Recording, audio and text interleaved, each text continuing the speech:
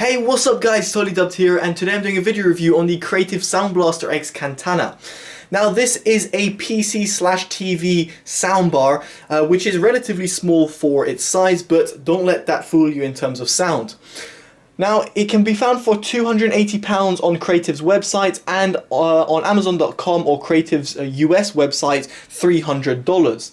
Now, first of all, what you get in the box. You've got the soundbar itself. You've got a micro USB to USB connection, which is relatively long, around 2-ish meters. You've got another micro USB to USB connection, which is rather short. I would say this is made for laptops or if you're doing firmware updates for the soundbar. You've got a little remote, which is extremely useful. I'll get into that in just a bit. You've got UK, US, and EU plugs if you ever need it. You've got a power brick, and you've got a mounting system, you've got manuals, and finally you've got a subwoofer. So yes, this is not just a soundbar, it also comes with a subwoofer as well, and I'll get into that in terms of the audio. Now I want to quickly talk about its build quality, and then I'll go into its sound and then go into the software.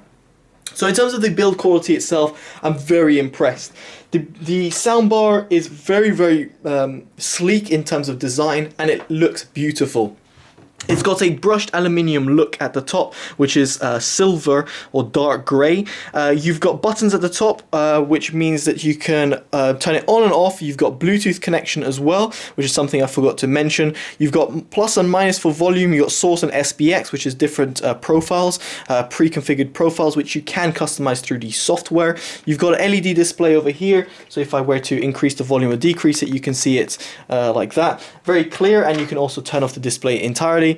You've got beautifully RGB lit LEDs, again fully customizable through the software. As you can see, if I change the BPM of the lights over there, just by simple turning of a little cog, so to speak, on the software, which I'll show you in a bit. In terms of speakers, you've got 2 upward facing ones, 2 frontward facing ones, and you've got the subwoofer, resulting in 5 drivers on the soundbar itself. I should also mention that it is capable of 24-bit audio playback, which is fantastic for high-res audio, so that's something to bear in mind when it comes to listening to music or from your PC. In terms of input, again, very impressive. You've got the PC connection over here, which is a micro USB. You've got the USB for a flash drive, which you can simply plug in and play music straight through it. You've got optical, which can be used for your PC or your TV, for example. You've got auxiliary in for your smartphone, again, as an example. You've got a headphone jack, which means you can listen to your headphones directly from the soundbar, so you can have this plugged into your PC and then use its onboard sound card, so to speak, to bypass the PC sound and listen straight to your headphones through here. You've got microphone input, which is a big deal when it comes to gamers. The fact that you can plug in your microphone, your 3.5mm microphone, straight into the soundbar is a really good addition, and something I must say is very rare to find in PC speakers, generally speaking, let alone a soundbar. You've got the subwoofer connection, and you've got the power input over here. So overall, I must say, very impressed with what the inputs are to offer over here in terms of looks and design and everything like that. Now, what about its sound? Now, the sound quality is obviously one of the biggest deals when it comes to any sort of audio device, and I must say, the creative Katana was absolutely fantastic. It's not quite hitting the top end. I wouldn't say it's like 10 out of 10 in terms of sound for its price, but 8 out of 10 I think is a very respectable and incredibly impressive sound for such a small speaker. When I say a small speaker, if I go back a little bit, you guys will be able to see that it does fit on my desk, so much so that it can fit under my monitor. Now, given my monitor design and my setup, it won't quite fit, but nevertheless it can fit in certain setups, and I like that fact. Now, in terms of sound, I'm going to go ahead and play some music playback. I should let you know that I am playing it through a PC connection. The bass is on +1, which you can go to +4 or -4. +1 feels better with my room. I've got a subwoofer connected, and I'm going to play some music. #copyright. Let's go.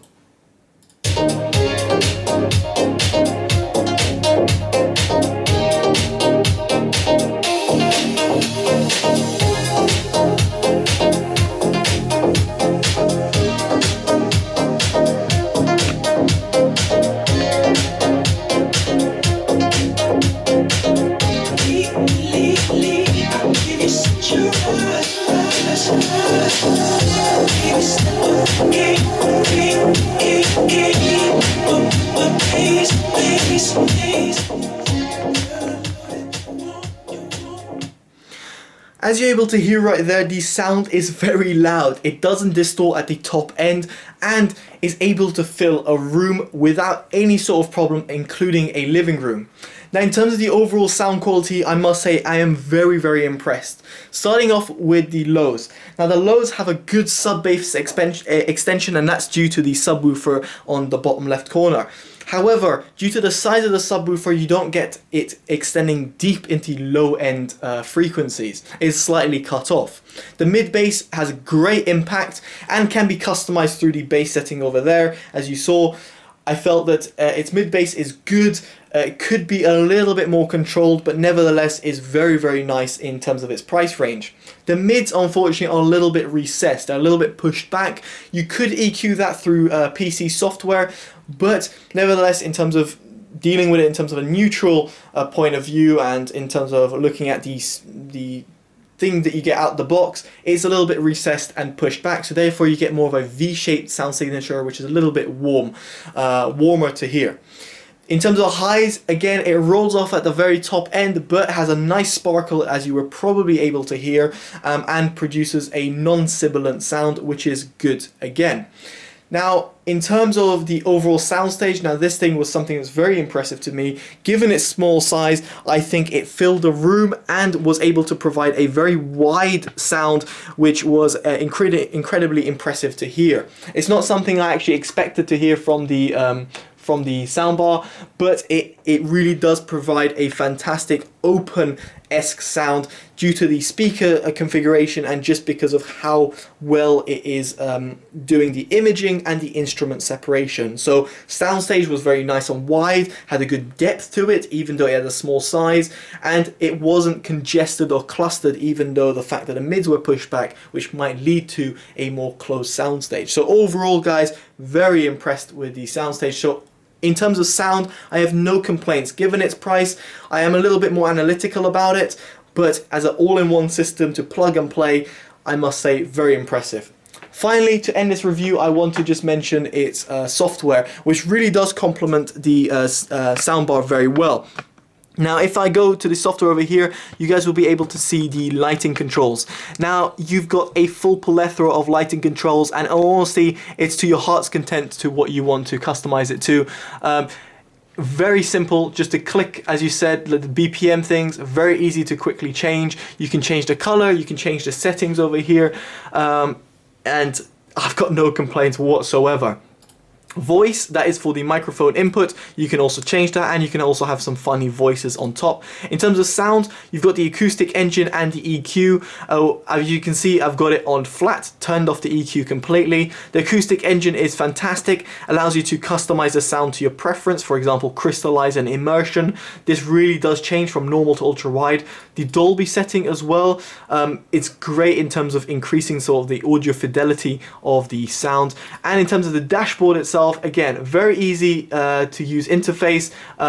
It's not hard at all, and on top of that, just you can click on pre-customized, pre-calibrated, shall I say, profiles over here, such as Counter-Strike's profile, which will change certain settings of the audio. So overall, guys, no complaints into the software.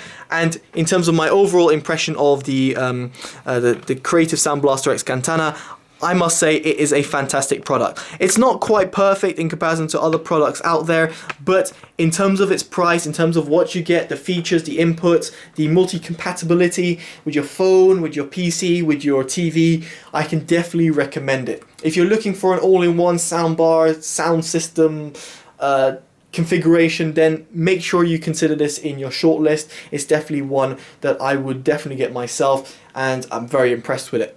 Alright guys, I've been Totally Dubbed. Hopefully you enjoyed this review. Make sure you give it a like, comment, subscribe.